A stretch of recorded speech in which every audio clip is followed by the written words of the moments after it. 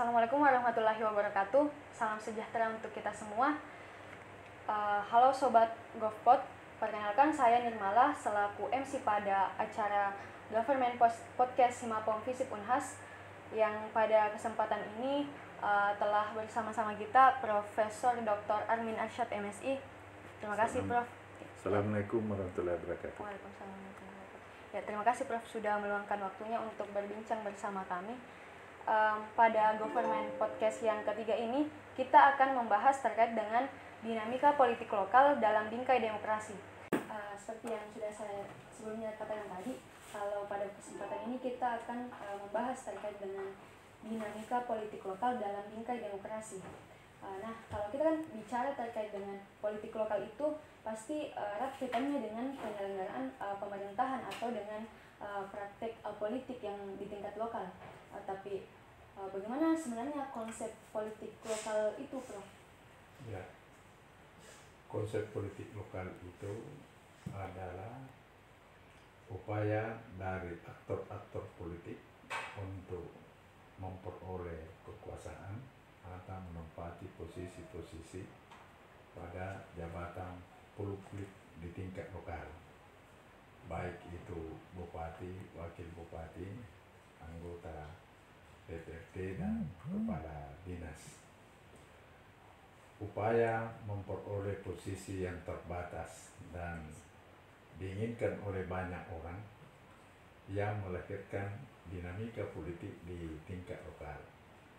Karena itu, Mack and Snyder berpendapat bahwa konflik itu terjadi karena adanya keterbatasan posisi dan keterbatasan sumber daya yang tersedia di tingkat lokal, dan di satu sisi sumber daya dan posisi itu diinginkan oleh banyak orang, di sisi lain tersedianya sumber daya maupun posisi-posisi itu sifatnya terbatas, sehingga orang berupaya untuk memperoleh itu dengan membentuk kelompok, membentuk partai politik, dan memainkan kelompok-kelompok dan partai yang mereka bisa duduki atau pengaruhi untuk memperoleh jabatan publik. Karena itu, Harold Laswell berpendapat bahwa formula ilmu politik itu adalah siapa yang mendapat apa, kapan, dan bagaimana cara mendapatkannya. Seperti dalam politik lokal di Indonesia, siapa yang menjadi bupati atau wali kota, siapa yang menjadi wakil, siapa yang menjadi sekda, kepala dinas, dan siapa yang dimenangkan dalam tender-tender proyek yang diambil dari APBD. Itulah yang melahirkan dinamika politik di tingkat lokal. Jadi konsep terkait politik lokal ini bicara tentang perebutan kekuasaan, tapi itu terbatas, jadi dia gunakan partai politik begitu sebagai kendaraan. Oh begitu, Prof. Iya. Jadi tapi kalau kita lihat kan konsep politik lokal itu kita lihat dari sisi di Indonesia. Indonesia kan menganut sistem ini demokrasi. Bagaimana itu kita lihat, Prof, kalau kita lihat konsep politik lokal ini dengan bingkai demokrasi? Ya, jadi dinamika politik dalam bingkai demokrasi itu kan pilkada itu yang menang jadi bupati atau wali kota itu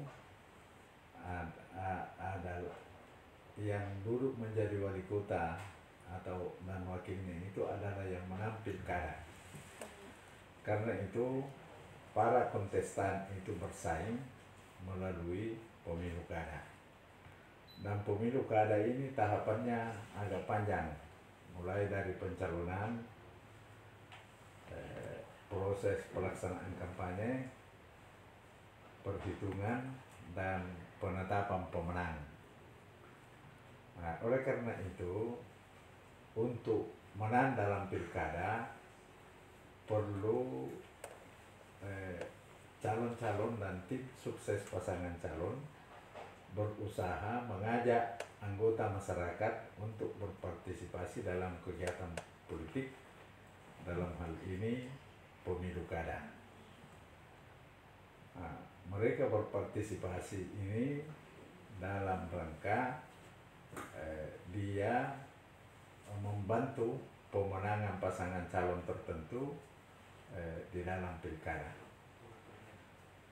Dengan partisipasi yang tinggi itu harus diikuti oleh kemantapan kelembagaan. Kata Samuel Huntington, dinamika yang tinggi harus diikuti oleh kemantapan kelembagaan.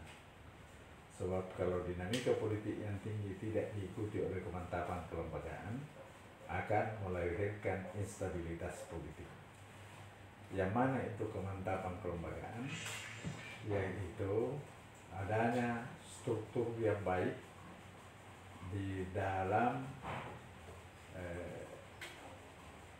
lembaga-lembaga politik dan pemerintahan di tingkat lokal, termasuk lembaga penyelenggara pemilu kada, dan Bawaslu sebagai pihak yang mengawasi jalannya pemilu kada oleh Komisi Pemilihan Umum. Nah, oleh karena itu kelembagaan yang mantap yang dimaksudkan Huntington itu adalah ada aturan main yang jelas dari semua lembaga-lembaga yang ada, sehingga semua orang tunduk dan patuh pada aturan main yang telah disepakati. Siapapun yang menang misalnya dalam pilkada asal sesuai aturan main, itulah yang harus dijunjung tinggi. Karena itu dinamika politik dalam pilkada itu idealnya hanya terjadi konflik permukaan, yaitu dia kelihatan berkonflik pada saat terjadi persaingan, tapi setelah keluar sebagai pemenang, ada yang keluar sebagai pemenang yang sesuai dengan aturan main yang ditetapkan oleh KPU dan Bawaslu, maka itulah yang harus dijunjung tinggi. Jadi tetap nanti setelah ada hasil dari kontestasi politik itu harus tetap sinergi harusnya, Prof. Ya. Jadi begini, itu kan bupati atau wali kota yang menang itu dia mempunyai visi misi, yaitu mensejahterakan rakyat ini yang umumnya, menciptakan keadilan, kesejahteraan, dan ketentraman masyarakat. Maka setelah dia menang, dia harus berupaya itu. Bagaimana caranya? Dia harus memilih kepala dinas yang terbaik di antara yang baik. Jadi kalau semua kepala dinas atau kepala badan yang membantunya itu adalah orang hebat dan profesional, secara otomatis pembantu-pembantunya ini akan mempersembahkan pemerintahan dan layanan pembangunan di daerah itu yang terbaik. Karena yang diangkat adalah orang hebat. Itulah sebabnya mengapa birokrasi itu disuruh profesional. Bekerja saja profesional, nanti politisi yang lamar Anda. Yang lamar Anda supaya pemenang ini berhasil mempersembahkan pemerintahan, layanan, dan pembangunan yang prima, yang baik. Sehingga pada pilkada yang akan datang, rakyat mengevaluasi pemenang 5 tahun yang lalu, mengatakan cocok untuk dilanjutkan. Karena dia berhasil membawa kemajuan, memberikan layanan yang terbaik kepada rakyat, dan pembangunannya bagus, sehingga rakyat merasa terlayani, rakyat merasa tenteram, rakyat merasa bahagia, memperoleh keadilan dan kesejahteraan masyarakat, sehingga evaluasinya masyarakat mengatakan pilih lagi, lanjutkan sekali lagi, karena dia sukses menjadi pemerintah yang baik. Dia amanah terhadap apa yang diperintahkan oleh bupatinya dan apa yang dijanjikan oleh bupati kepada rakyatnya sebelum dia terpilih. Tapi kan itu yang tadi kita jelaskan Prof, itu dari sisi idealnya seharusnya begitu. Tapi misalkan kalau dinamika politik yang kita jelaskan tadi tidak berjalan ideal seperti itu, lantas bagaimana caranya untuk kita mengatasi dampak buruk dari dinamika politik tersebut? Ya, kalau bupati atau wali kota yang terpilih itu tidak ideal, berarti yang dia pakai itu adalah teori pertukaran, bahwa karena kau berkorban pada saya pada saat pilkada, maka setelah saya menang dalam pilkada, semua orang yang berjasa, yang membantu di dalam pilkada itu diberikan nilai tukar.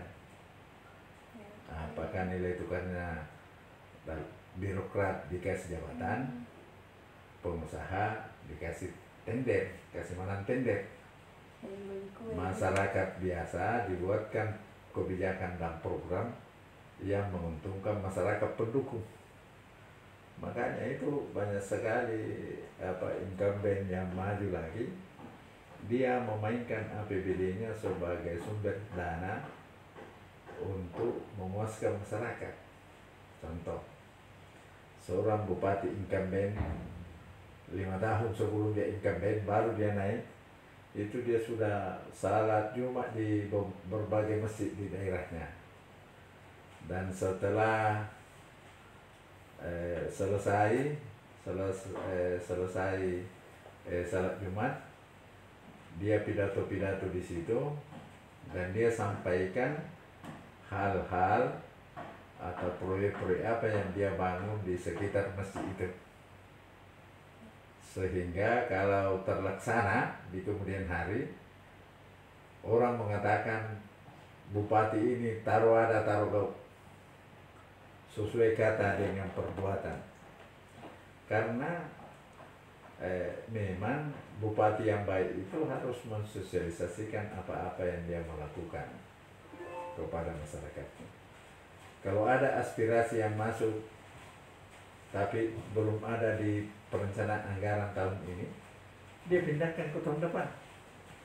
Dia akomodasi itu dan pindahkan tahun depan, tahun ketiga, tahun keempat, bahkan sampai tahun kelima. Jadi bupati yang hebat itu seharusnya opo. Kenapa? Karena masyarakat itu tidak mau tahu bahwa yang menyumbang itu adalah APBD atau bupati. Padahal yang menyumbang itu kan APBD sebenarnya, anggaran APBD, bukan anggarannya si A. Nah, karena itu menjelang pilkada itu anggaran Kesra itu dikasih tinggi, supaya kalau bupati itu ke masjid dia menyumbang 10 juta, 20 juta. Ada contoh kasus sahabat saya, teman SMA adik kelasku, dia kawin dengan orang kaya sehingga dia yakin bisa jadi bupati di kampung. Saya bilang, simpan dulu uangmu, periode yang akan datang, tapi ketika incumbent bukan incumbent yang kau lawan. Tapi dia tidak mendengar. Nah, dia lakukan, dia pergi ke masjid salat Jumat sembahyang menyumbang 1 juta. Jumat depannya incumbent yang datang menyumbang 10 juta. Tenggelam itu 1 juta. Lama-lama dia bilang, teman, tidak usah pilkada saya, habis ini uang dan tidak ada peningkatan survei yang kita peroleh. Ya memang, karena menjadi pemimpin itu harus dekat dengan masyarakat. Itulah sebabnya mengapa misalnya kalau saya diundang Himapen untuk seperti ini, podcast, saya tidak menolak, tapi hanya minta penyesuaian. Kenapa? Karena ini adalah proses pembesaran diri, sehingga kalau suatu saat kita dipromosikan untuk menjadi pejabat, orang sudah mengatakan memang hebat itu. Misalnya, demikian juga kalian harus selalu berusaha membesarkan dirinya menjadi ketua Himapen. yang berprestasi dan lama-lama bisa menjadi ketua BEM dan seterusnya, sehingga kedepannya bisa direkrut jadi dosen atau ketua partai gitu. Oh, jadi kalau misalnya kita mau mencalonkan begitu, kalau ada memang perencanaan mulai sekarang memang dibangun itu eksistensi begitu Prof. Ya, kalau orang besar itu, kebesaran itu tidak dibangun dalam semalam, melalui proses panjang dan melelahkan. Tetapi orang besar itu tidak pernah lelah untuk membesarkan dirinya. Nah, dan cara membesarkan diri itu membuat prestasi-prestasi, dan prestasi itu kalau perlu disebarkan secara luas kepada masyarakat melalui media, apakah media surat kabar atau media sosial. Kabur itu money politik dengan sedekah. Kabur maknanya. Kalau dia bersedekah, saya kira bukan money politik. Dan larangan money politik itu menurut saya itu hanya dilakukan oleh politisi-politisi miskin yang tak punya uang, supaya di kedepannya dia bisa menanjak dalam pilkada atau dalam pileg. Dia cobakan itu, jangan money politik, dilarang money politik. Padahal Allah memerintahkan kita bersedekah. Itu membagi-bagi uang 100.000 itu kan sama dengan sedekah saja itu. Yang tidak boleh itu adalah ku kasih kau uang, ku pukul kau kalau tidak dipilihkan. Tapi kalau hanya kasih saja, apa ini ya silaturahmi, apa ini sedekah, tidak apa-apa. Kalau menurut saya, karena apa? Semua aktor politik di seluruh dunia itu menabur kebaikan. Celakanya di Indonesia, yang disebut menabur kebaikan itu adalah membagi-bagi uang. Menabur kebaikan itu seperti memberikan beasiswa kepada orang miskin yang pintar. Itu kebaikan itu. Bukan money politik itu. Membuat pesantren gratis. Itu menabur kebaikan itu. Karena kalau banyak pesantren kau bikin gratis, saya kira semua alumninya dan keluarganya akan pilih Anda. Alumni. Kenapa? Karena kita baik. Hanya sebagian politisi miskin ini membuatkan aturan jangan money politik. Ya, money politik kalau menurut saya itu dikasih keuangan dan ada transaksi di situ, pilihkah dalam pemilu. Itu money politik. Kalau dia hanya kasih uang begini, apa ini ya sedekah lah.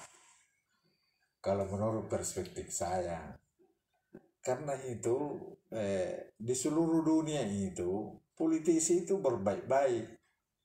Indonesia itu terlalu banyak perangkat-perangkatnya yang pada akhirnya juga melahirkan ketidakadilan. Contoh, parliamentary threshold. Parliamentary threshold itu berangkat dari kekecewaan partai besar. Karena partai besar itu hanya kalau dibagi pokja-pokja di parlemen, partai kecil yang selalu dapat, fraksi kecil. Partai Golkar, PDIP yang besar itu selalu urut kacang. Si anu dulu, misalnya 5 orang satu komisi. Sementara fraksi kecil 1 orang. Jadi setiap ada pokja, fraksi kecil itu selalu dapat. Akhirnya dibuatkan parliamentary threshold. Kalau partai mau suaranya kecil, dihapus saja. Dibagi-bagi itu kursimu kepada partai lain yang menang. Kan kejahatan baru itu kalau begitu. Masa kau tidak kampanye, kau tidak beli suaraku, mau ambil. Kalau di Malaysia kan dia jual. Saya dapat kursi sekian, biaya kampanye saya butuhkan sekian ringgit, Kalau kau mau bayar lebih dari itu, saya jual. Dan partainya pemenang pemilu di Malaysia itu banyak membeli suara dari partai kecil. Dan itu lebih berkeadilan dibanding dengan parliamentary threshold. Parliamentary threshold dia bagi-bagi itu kursinya yang gugur parliamentary threshold. Baru setelah itu dia tidak kasih uang itu partainya. Partai yang diambil kursinya. Bukankah itu perampokan suara itu? Nah, makanya itu parliamentary threshold itu harus dicermati kembali. Karena setengah mati partainya kampanye baru mendapatkan kursi, dan seenaknya diambil dengan alasan aturan, diambil kursinya oleh partai-partai besar. Itu kan melahirkan ketidakadilan baru. Tapi kalau kita kembali lagi Prof, ke melihat dinamika politik dalam bingkai demokrasi, kalau menurut Prof, apa yang menjadi tantangan Indonesia saat ini? Tantangan Indonesia yang utama itu adalah mendidik rakyatnya supaya menjadi pemilih cerdas. Rakyat bisa mengkonstruksi calon yang paling ideal dipilih menjadi bupati, gubernur, presiden, dan legislatif kabupaten, kota, provinsi, pusat, dan DPD. Dia harus bisa dididik sosok yang bagaimana yang pantas menjadi bupati di kampungnya atau wali kota, yang menjadi gubernur di provinsinya, dan menjadi presiden Republik Indonesia di negaranya. Sosok yang bagaimana? Tentu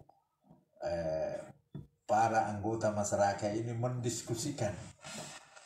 Kemudian diskusinya itu mengkonstruksi bahwa kita butuh presiden yang sosoknya begini. Misalnya dia cerdas, profesor doktor, dia pernah jadi rektor, dia pernah jadi menteri, dia pernah jadi gubernur, dia dari lulusan perguruan tinggi mana misalnya. Itu yang cocok diusung.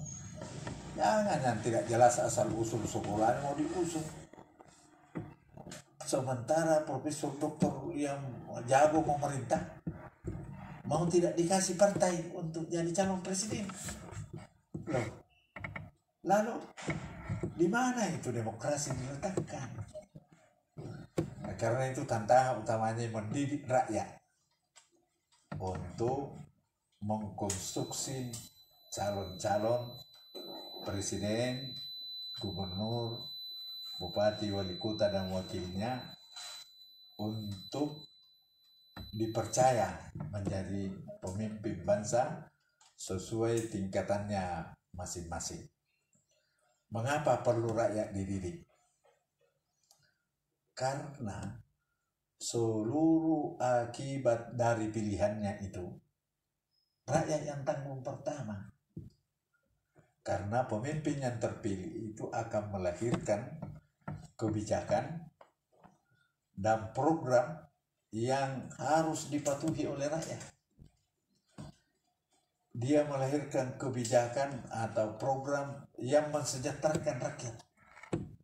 Bayangkan kalau yang terpilih itu tidak ada yang menyentuh kepentingan rakyat yang dia bikin. Tapi habis itu APBD, habis itu APBN, Tidak jelas kemana. tidak jelas pembangunan kerakyatannya apa. Apakah dia menyelesaikan masalah-masalah masyarakat atau tidak? Karena itu, Plato berpendapat pemerintah yang baik itu adalah pemerintah yang bertindak seperti dokter, yang sanggup mendiagnosa penyakit-penyakit masyarakat sehingga penyakit masyarakat itu bisa disembuhkan oleh resep sang dokter. Demikian juga pemimpin. Pemimpin yang baik itu adalah pemimpin yang sanggup menyelesaikan masalah-masalah masyarakat, penyakit-penyakit masyarakat. Apa penyakit utamanya masyarakat? Kemiskinan dan kebodohan. kemiskinan dan keburukan. Jadi siapa presiden, gubernur, bupati yang sanggup menyelesaikan masalah kemiskinan dan keburukan itu, dialah yang patut dipilih untuk menjadi pemimpin 5 tahun yang akan datang. Dan kalau bisa dia wujudkan bahkan melebihi dari janjinya, pilih lagi 5 tahun lagi. Kemampuan sistem politik mengoptimalkan sumber daya manusia dan sumber daya alam sehingga manusianya menjadi pintar dan kaya. Itu kapabilitas ekstraktif. Kapabilitas regulatif, pemerintah bersama DPR sanggup membuat aturan-aturan yang menyelesaikan masalah masyarakat sehingga tercipta keteraturan, kedamaian, dan keadilan di dalam masyarakat. Kapabilitas responsif adalah kemampuan sistem politik merespon, menanggapi apa yang menjadi kebutuhan dan keinginan masyarakat, sehingga masyarakat sebelum meminta, pemerintah sudah siapkan. Politik lokal ini harusnya, karena dipilih oleh seluruh rakyat, harusnya melahirkan pimpinan yang the best, bupati yang the best, gubernur yang the best, presiden yang the best, sehingga mempersembahkan layanan, pemerintahan, dan pembangunan yang terbaik untuk rakyat. Dan para calon jangan bersembunyi. Calon yang terbaik itu jangan bersembunyi. Tunjukkan kehebatanmu supaya kau dilamar oleh rakyat melalui partai politik yang diusung. Dan rakyat harus menekan kepada partai, kalau calon yang kami usung ini kau tidak masukkan sebagai di pintu masukmu, maka seluruh pengusungnya ini tidak akan memilih Bapak Ibu sebagai calon anggota DPR, DPRD Provinsi, dan DPRD Kabupaten Kota pada pemilu yang akan datang. Kami tidak layak mempercayai Anda karena Anda ini tidak responsif terhadap aspirasi dan kebutuhan masyarakat. Kami telah diskusikan yang terbaik. Karena itu kalau Anda mau yang terbaik, usung calon yang kami konstruksikan yang baik. Kalau perlu tanda tangan itu pengusung. Dan kalau tidak, jangan pilih lagi partai itu atau calonnya partai itu pada pemilu yang akan datang. Karena yang paling ditakuti oleh partai politik itu, oleh aktor politik itu, hanya satu yang dia takuti, itu bukan demonstrasi. Yang dia takuti itu adalah jangan pilih dia pada pemilu yang akan datang. Kasih satu saja kursinya itu partai pemenang pemilu misalnya, yang lalu kalau dia abaikan aspirasi dan kepentingan masyarakat saat ini, tugas utama pemerintah itu adalah menciptakan ketenangan, keteraturan, dan ketentraman dalam masyarakat. Bagaimana bentuknya itu? Jangan dorong inflasi dengan menaikkan BBM. Itu inflasi pasti sangat besar, karena BBM itu memicu naiknya semua harga, bukan saja satu harga, semua harga.